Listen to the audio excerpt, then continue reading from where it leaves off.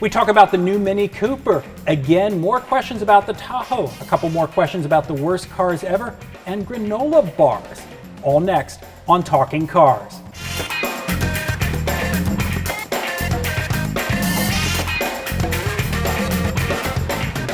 Hi, and welcome to Talking Cars with Consumer Reports. I'm Tom Muchler. I'm Gabe Shenhar. I'm Ryan Fizlakowski. And I'm John Lincove. On this show, we're going to talk about two new cars that just arrived at the track. We have two Mini Coopers, Gabe. What's up? Yeah, lovely cars. Third generation. We bought a Cooper S manual, and we bought a Cooper non-S automatic. The car is, still looks like a Mini 3.0. You don't mess with success, clearly. But no, especially when you can make a ton of profit on it. Right.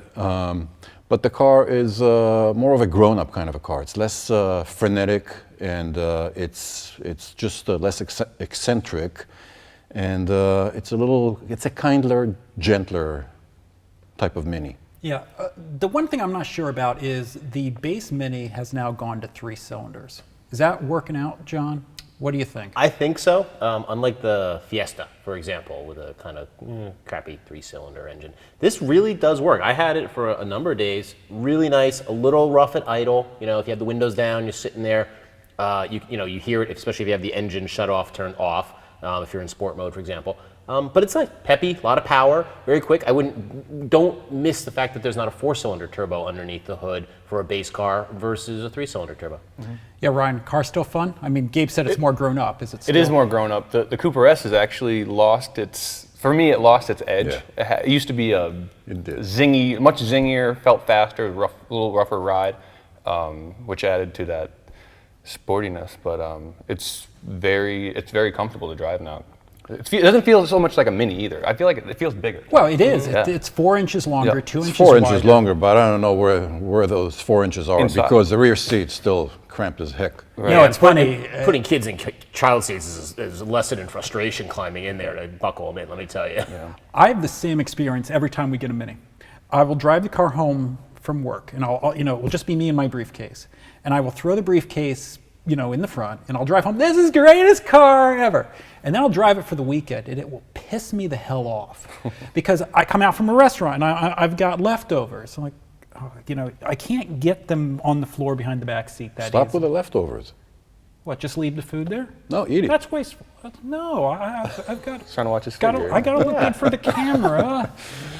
Girdles don't work that well. No, they really don't. You fold down the back seat, and they claim they've doubled the storage space in the back, and it's From still, 1 to 2. Yeah, it's pretty much from 1 to 2, and the seats don't fold flat, so you can't really put bags there. It's just, I always want this car to be more practical than it is, because it's a little hatchback. Mm-hmm. I make that to me that thinks it should be more practical, but it's. I've always had trouble with the controls, so I'm amazed that I'm going to say this.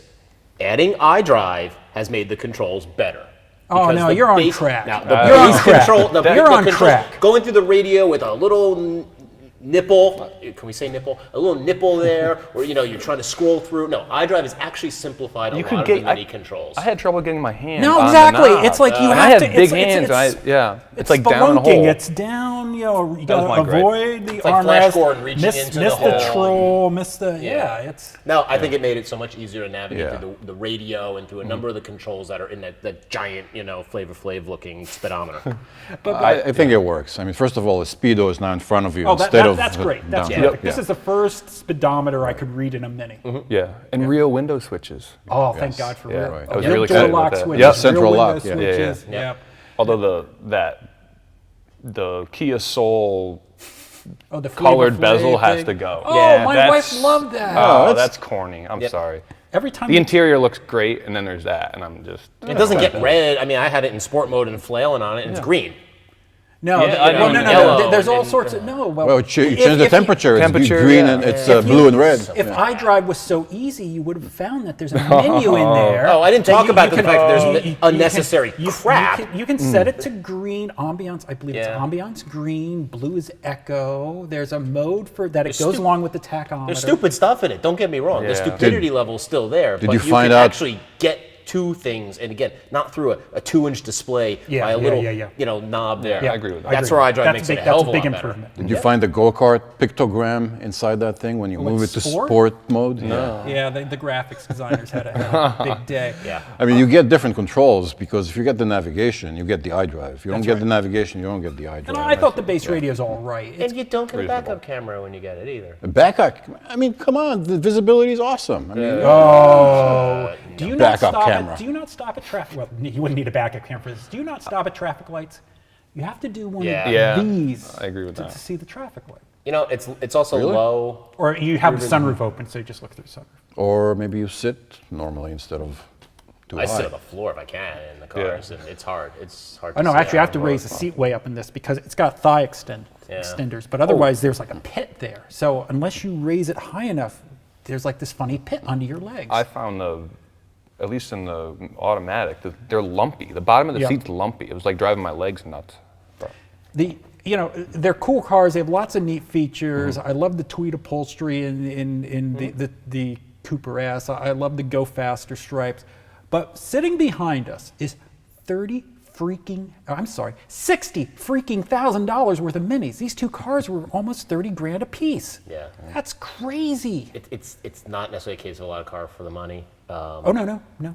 It's a great car if you're a single or a couple, but if you're planning on having kids, don't keep the Mini unless you have a minivan. It's just a tough car. It's a tough car for families. It's a fine car for young dinks. Oh, of course. I mean, first of all, it's kind of a premium product. Oh, sure. I mean, it's not a commodity kind of a car. No, but I don't want people to go. I don't want people to. Some of it is due to the fact that these are launch cars. So we got loaded cars. base Mini. I mean, they start at less than this one. The non-S starts at less than 20. The S starts at $24,000.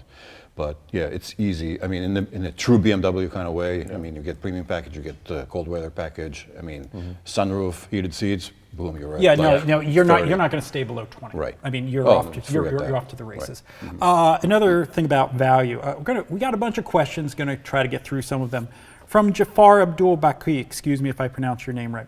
If you remove value from the equation, would you say that the new Tahoe, which we talked about in the last show, is better than the outgoing model? If yes, in what way? Now, your family owns a Tahoe, yes, right? my mom has a LTZ, Like 2010. 10? Yep. Yeah. You've driven the car. How is it? Is Yeah. it better? The interior is better. Yes. Interior is a lot nicer. The new one rides stiffer. I think my mom's rides better. It does. I agree. Yeah. I like the styling of the older one. We all do. Yeah. The old one was a good looking. It's a sharp looking car. I have a man. hard time. If my mom's had the new interior, that would be ideal. But it's not that way. Powertrain. I don't think I'd pay extra. I don't think. I would the also I add. think the powertrain's better. No, I would add that the new one is a lot quieter. Yep. I mean, especially wind noise. It is quieter, yeah. It is quieter, and also handling. I mean, it doesn't have the body roll that Right. the Adding to old that one had. firmness. But You don't need to wrestle the seats out in the new one, but that was a half-ass thing that they did. That they just fold down and they Right. basically built a platform. They just to sit make them. higher, and shrink the overall. Well, they don't have a well because they have a live axle there. Yeah. So Exactly. So there's a few improvements. It's hard to say it's worth yeah, $70,000. that's what kills me. If you can get a lot of money on the hood, buy it, maybe. I'm sure there's going to be a lot of money There on the hood. probably is. Yeah. Next question, actually, it relates to having a set of Minis behind us, which, although they've got a British name, they're very much German cars. Vino Zarola asks, like Jafar, he's posting from YouTube, he asks, can you talk about the famous slogan, German engineering? Now, full disclosure, we have all owned German cars. I have owned a 2000 Volkswagen Passat. John, I've had two A4s and a '83 Audi Turbo Quattro You Coupe. had an Quattro. Yep. Ryan, you had... I had two E30 BMWs, 87 and 89, and then I had a 98 328 IS. you had an E36, Yeah. and Gabe... I had two GTIs, two Passats, now a BMW X3. So So what does German engineering mean? remember the old Fahrvergnügen that became Groovin? It sure did, yeah. Okay. So that's in a nutshell what it is. It's like the joy of driving, basically, which I think it's the joy of overcomplication. Well, that too. I mean, if it's not complicated, it's just crap. not good enough. It's exactly. Yeah. From the German perspective. 16 bolts will hold a door panel, and just as well as 4 in another car. Yeah. That's right. But also, I mean, I'll add that that fun to drive kind of feeling of German cars is getting a little diluted now. I think it's all diluted. Yeah. Yes, I mean BMW is trying to appeal to a wider audience with more comfortable riding cars, quieter cars, more high tech, and even these minis. I mean, just like we said, I mean they're not those kind of like edgy. They're still a lot of fun, but Fun cars, but yeah, I mean they're probably better for most people that are attracted to the mini styling and charm.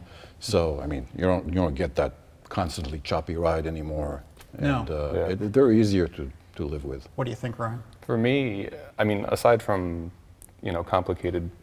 complicated and, electrical gremlins and all these little things, what got me from a young age was, you go shut the door on a BMW and it shuts, it's heavy, it shuts nice. Does it still do that? Well, that's actually a good point. Does it still? My E36, they shut the door. That you get your finger caught in that door, and it was not pretty. Like that was a heavy, nice door. Mechanical sound. What cars can you get your hand stuck in the door? It's a Mirage. Probably the Mirage. Yeah. You just kind The of body shop. yank it, and it opens up again. Yeah.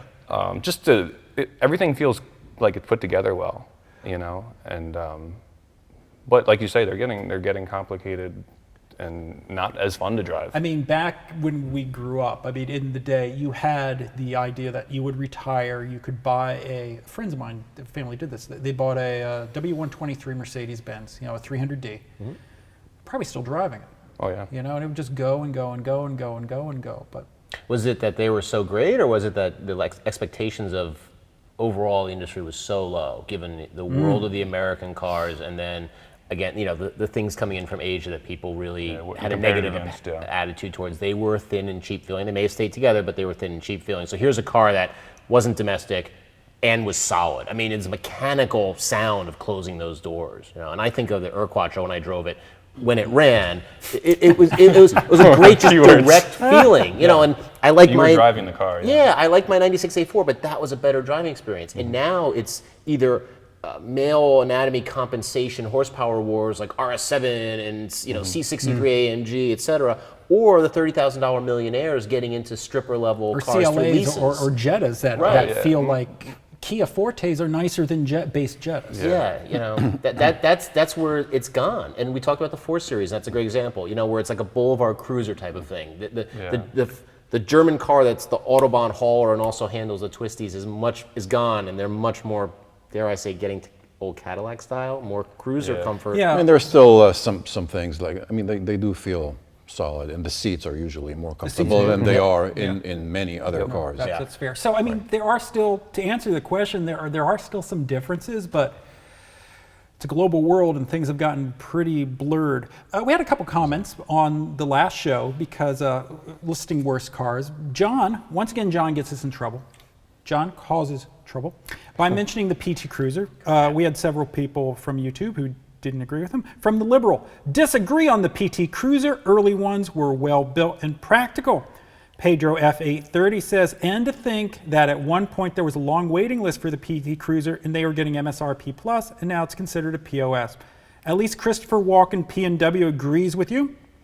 I agree. The PT Cruiser is absolutely horrible and a crime against humanity.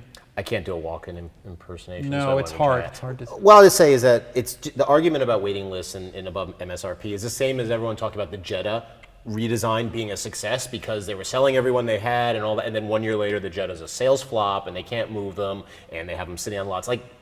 Moment in time doesn't mean a vehicle's a success. You didn't have a generational replacement. We don't still see the PT Cruiser running. Chevy made their little HHR mock-up like it, and that was a failure. We won't even talk about ignition switches. The car might have been practical. Fold down the seats, you have a lot of room. Great. I thought the seating position was awful, and it drove really crappy. I remember the PT Cruiser bubble of hype. I mean, we were like the first ones driving the car. I mean, I drove the car. I got so many thumbs up, so many looks, I mean, everybody was in love with that car. I think about 3 months later, people were looking at me, oh my God, look at that poor person. He must not have status at the rental fleet counter. These I letters. mean, it was short-lived. These letters make a valid point. The car was reliable when it first came out. It was a decent car at the time, but then it just kept going. They just kept selling it. Basically for a years neon. and It was years a and neon years. station wagon. What do you expect? Once they went with the carrying handle for the convertible, it was game over. Another quick question from Tailfins. This one's for Dave, our camera guy. He can help us out with this because we trade Simpsons all the time. Did Ned Flanders have a Yugo? Yes. I think he had a Geo Metro. That was the one that Homer chased him with the want to go play mini golf. Ah, okay. So They were best friends. he did have a Yugo in some and a Geo in others? I think so. Okay, we'll let Made a the... lot of money at the left-handed store, so. Oh my God. Not staged either. That was off the cuff. Yeah, that was completely off the cuff. Finally, I'm going to end it with this note from As911C from YouTube. I'm hoping that means he owns a 911. Me too. Yeah. Convertible Yeah. for a C. Poor soul for the expenses he has to pay. With Joe. You know, these things happen. Finally, someone who understands sort of the motif we're going for with Talking Car. So, 3 guys from Costco, obviously we like Costco, Love it. stop in an aisle and talk about cars, then drive home with granola bars in their Camrys. So, yeah, I got us granola bars. Yeah, you get the cashy one. Ooh, Here, you get the honey Lara almond bar. flax. Here, you get the Lara bar. You get Thank that. you. I usually get the Lara bar every week. I know. How many calories, And now though? let's go drive off on a Camry. Sweet. That's going to wrap it up for this episode of Talking Cars. As always, thank you for watching and listening. Oh, by the way, we couldn't find a Camry, so I guess this Chevy SS is going to have to do.